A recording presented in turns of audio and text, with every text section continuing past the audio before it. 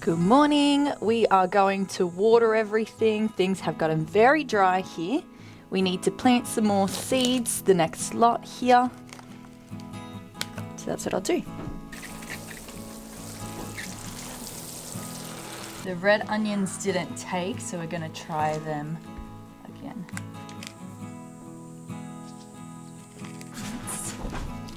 Done.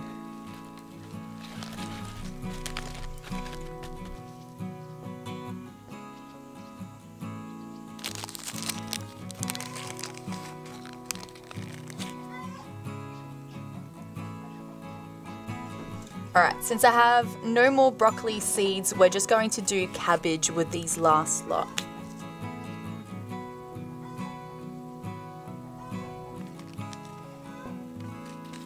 Now if these red onions don't take again, I'm probably just going to grow more of these yellow ones.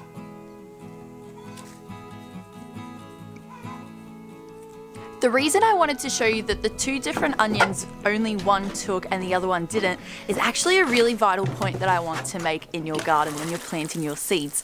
I have noticed it really does make a huge difference what variety you plant in your garden. I've experimented this year with planting more than one. Eris, my goodness, you're so noisy. I've experimented in my garden this season, especially with planting more than one variety of a lot of my crops. I think I planted about 3 different tomato varieties, 2 different basil varieties, possibly even 3, lots of different pumpkins and squashes, and now different types of broccoli as well as onions. And the reason I've done this is because certain varieties are going to grow a lot better in your garden than others. As you can see with my basil plant, the purple basil, more of the seeds germinated than the green, which means we have more purple basil than the green basil. With my tomatoes, certain types are really teeny tiny, almost the size of peas, while others have grown really large and plump and red. And then you've got your standard cherry tomatoes. So every single variety has a huge difference on how it grows, especially in your garden. What might grow really well in my garden might not grow so well in your garden. So it's really important so I highly encourage you, experiment with the varieties in your garden, not just for the fact that you'll get different varieties that are incredible and might surprise you with their flavors, but also some will grow a lot better than others.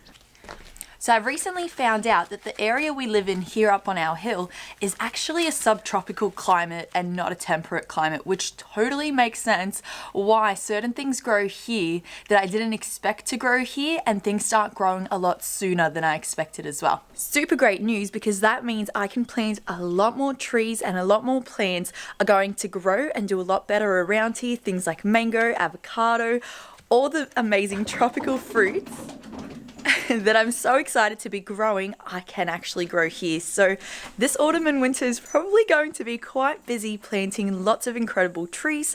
We talked to our neighbours up the road and they confirmed that they have all kinds of incredible trees growing, and that the temperatures up here are a little bit more stable, warmer and wetter than they are even at the bottom of the valley that we look down to.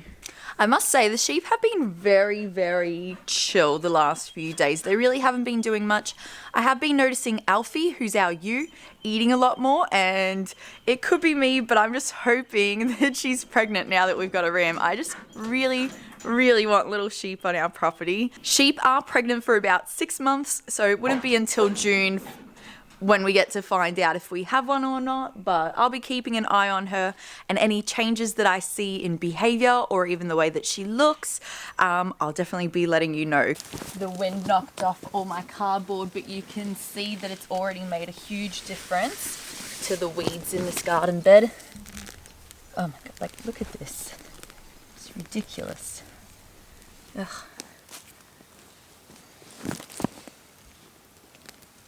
Even if you just put cardboard down so that you're able to pick the weeds off easier, it's already good.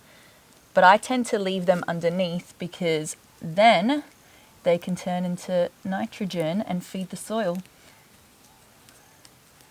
As long as the roots don't get any sun, it shouldn't grow. Shouldn't. But it still does.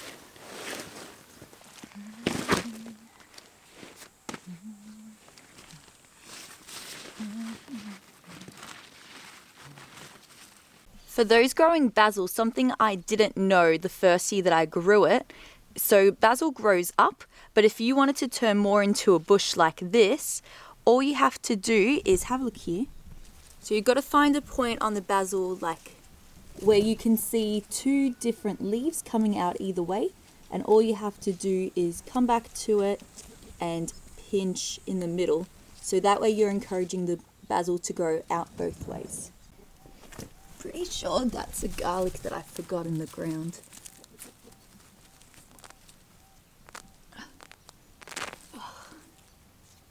Oops, and it's sprouted again. By the way, my radishes did not take. I think it's far too warm for them. Lots of weeds in this garden, unfortunately. Like all of these are weeds. Weed, weed, weed, weed. Masha, did you just steal a tomato? Oh my. Always Masha.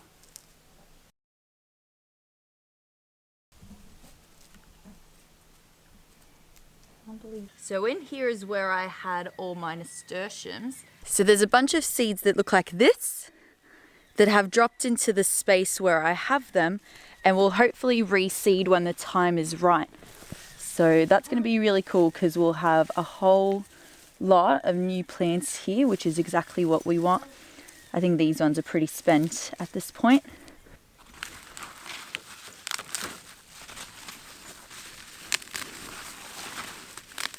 Comfrey, by the way, grows like an absolute weed. It's something that you can propagate and actually split up and have in multiple spots of your garden. And it's a really good plant to break some of the leaves off. Don't break all of them off, or otherwise it won't grow anymore. But break a few leaves off and it literally grows back within days. And you can use this to cover the ground. You can use it as living mulch. So rip it up, throw it all over your garden, and as it breaks down, it's actually going to release nutrients back into the soil. But it's also going to prevent the soil from being dry and from getting weeds in it, hopefully. I tend to put it around like actual crops that I'm growing, and hopefully that gives them some nutrients that they need. Like these tomatoes have just come back to life, which is great.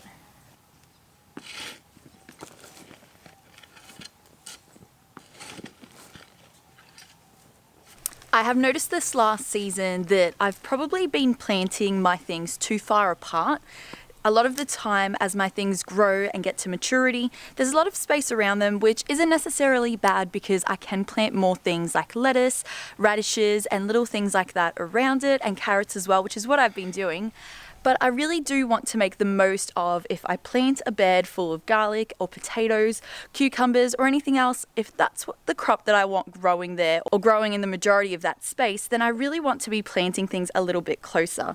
So I think this year, as I start to plant my fall garden, my winter garden, I'm going to try space things a little bit closer, plant a little bit denser, because if you remember that time where I accidentally planted far too many broccoli seeds in this garden bed here, that actually worked out really well for me because I had heaps of broccoli.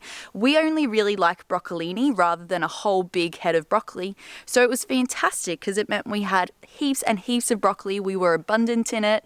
And because we weren't growing it for its full maturity size, it didn't make sense to give it so much space. The closer that I put it together, the smaller the heads stayed, and we were able to harvest more. So with my garlic, I've planted them a lot closer together. They only really need to grow that big, so it doesn't make sense for them to have like a whole giant space. You can see I've got some lettuce coming up, which is awesome. These are chili plants. We'll see if they actually do anything. And yeah, at least those tomatoes have come back to life. Cucumbers, this is their second season growing in this spot. I believe I had them here last time as well. And so far, they're not doing too bad. I think they're okay. I think the hardest challenge I face as a new gardener and planting lots of different kinds of random seeds is when they come up, I'm still not certain what's actually a plant and what is a weed. So I am ending up weeding a lot more often. So yeah, that is one downside of my method.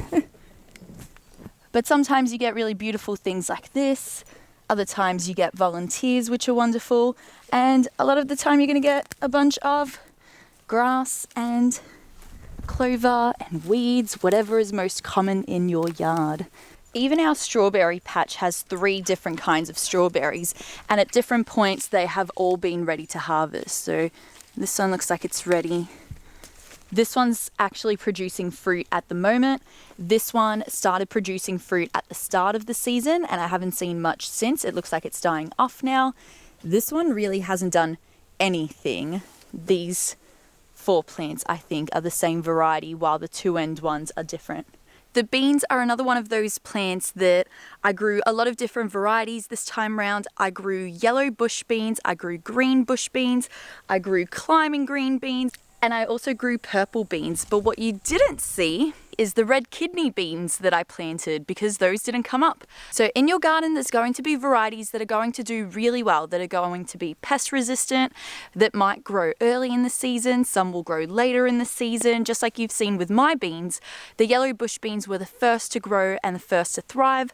Then came the purple beans, and now at the end of the summer season, the green beans are finally starting to grow. So at different points of the year, I've had different types of beans. Sometimes it's been a combination of them, and they mostly taste the same. They look a little bit different, their texture's a bit different, but not so different that you would be able to notice. So I highly encourage, once again, grow different varieties and see what you like the best, what grows the best, and what grows when you actually want it to.